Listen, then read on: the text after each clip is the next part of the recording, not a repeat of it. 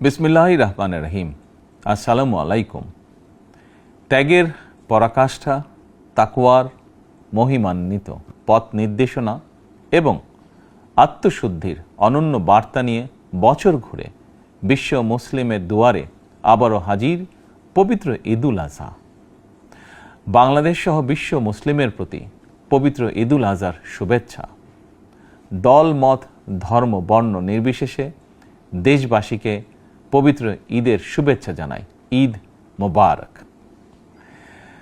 কোরবানি শুধু পশু জবাই নয়, বরং লোভ, লালসা, হিংসা, বিদ্বেষ আর মনের পশুত্বকে পরাভূত করার দীক্ষা গ্রহণের মধ্যেই নিহিত রয়েছে কোরবানির মাহাত্ম্য ও তাৎপর্য।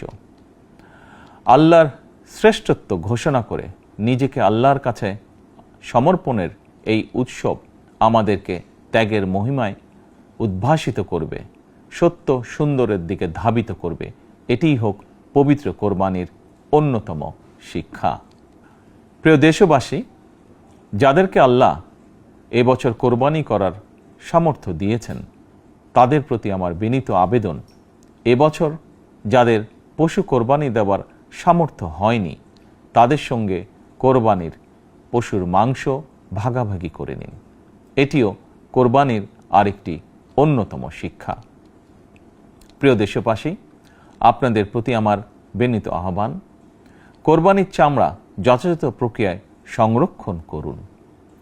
কোরবানির পশুর রক্ত ও বর্জ্য পরিষ্কারের ব্যাপারে পরিচ্ছন্নতা কর্মীদের সহায়তা করুন দয়া করে।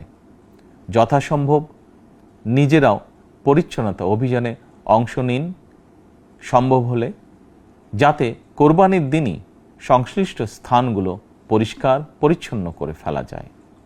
পবিত্র ঈদে কায়মনোবাক্যে আল্লাহর দরবারে প্রার্থনা, তিনি যেন আমাদের মাতৃভূমি সহ সমগ্র মুসলিম বিশ্ব ও মানব জাতির জন্য শান্তি, নিরাপত্তা ও স্থিতিশীলতা দান করেন। একই সঙ্গে আমি বিশ্ব জুড়ে শান্তি, সম্প্রীতি এবং নিরাপত্তার জন্য মহান আল্লাহ রাব্বুল আলামিনের দরবারে প্রার্থনা করছি।